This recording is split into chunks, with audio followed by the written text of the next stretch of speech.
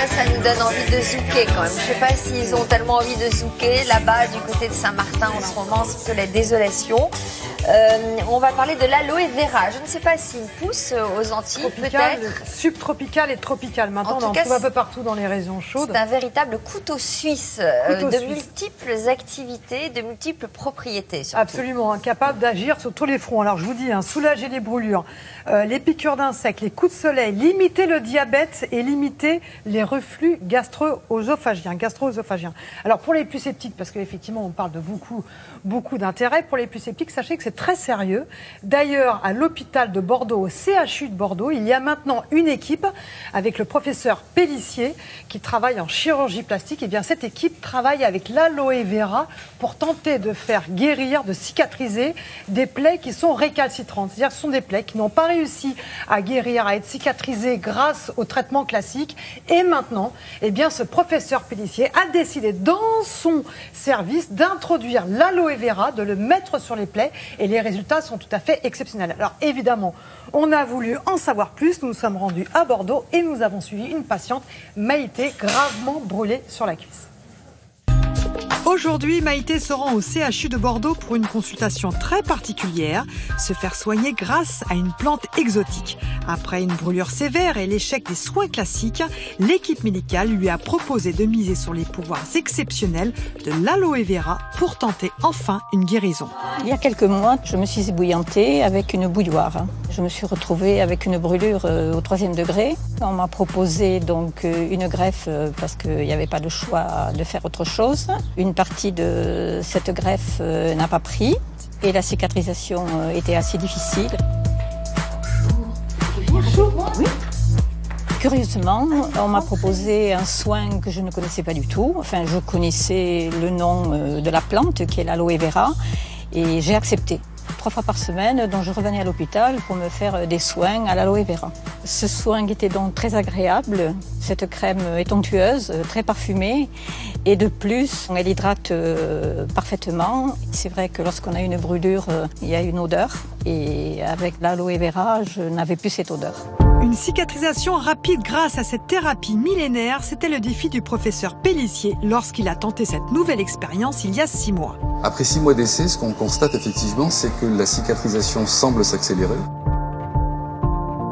Les pansements sont remarquablement indolores, c'est-à-dire que le changement de pansement est très confortable pour le patient.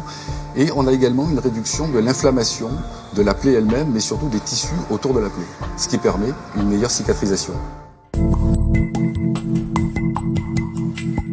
Les études précédentes ont montré que l'aloe vera contient des composés extrêmement intéressants, des oligo-éléments ou des facteurs de croissance, qui permettent de booster la cicatrisation tout d'abord, mais également de lutter contre la douleur d'une part, et contre l'inflammation de la plaie et des tissus environnants d'autre part, ce qui le rend donc très intéressant dans la cicatrisation des plaies chroniques. Là, nous en sommes à 3 mois Oui. de plaie.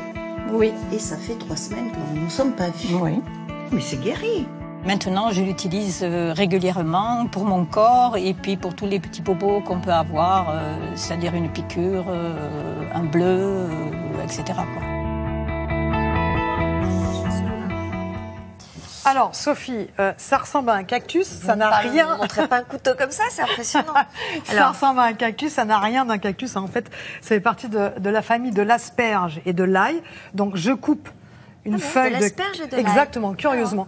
Je coupe une feuille de cactus. Voilà, vous et regardez à l'intérieur et c'est riche. Voilà, et ce qui nous intéresse, c'est cette partie-là. Vous voyez ce gel-là qui dégouline. Et ben ça, c'est ce gel-là qui est exceptionnel pour notre santé. Voilà. D'ailleurs, il faut savoir que vous n'êtes pas obligé d'aller vers les produits que l'on trouve en cosmétique ou même pour la nutrition. On peut très bien prendre ce gel, le prendre, vous l'avez chez vous, vous le rentrez l'hiver parce que l'aloe vera est fragile, et vous l'appliquez directement, vous le prenez et vous l'appliquez directement sur votre peau et ça va être très très vite absorbé. Vous allez voir que ça a une absorption extraordinaire. Alors les propriétés, c'est quoi? C'est cicatrisant, les propriétés, c'est hydratant. Je vais vous parler de propriétés qui ont été avérées par des études scientifiques, vous le savez, c'est toujours la même chose. Avec moi donc, potentiel anti-inflammatoire. Ça sent pas bon. Oui, mais c'est bon. Oui, c'est vrai. Potentiel anti-inflammatoire. plus anti-inflammatoire que les autres plantes qui sont utilisées contre les coups de soleil. Potentiel sur la glycémie. On sait que quand on consomme de l'aloe vera, eh bien finalement, on va rendre l'insuline, cette hormone qui est chargée de limiter le taux de sucre dans le sang, plus efficace. Potentiel contre les troubles digestifs. Pourquoi? Eh bien parce que elle permet de limiter la sécrétion d'acide chlorhydrique dans votre estomac. C'est pour cette raison que maintenant, en pharmacie, vous avez, Sophie, des produits à base d'aloe vera que vous pouvez boire matin et soir, qui sont très efficaces pour les gens qui ont des reflux gastro-œsophagiens et qui ont des brûlures. Et ça marche vraiment bien. Donc ça, vous pouvez le trouver en pharmacie. Vous pouvez trouver des produits maintenant, que ce soit en cosmétique, que ce soit dans les magasins bio.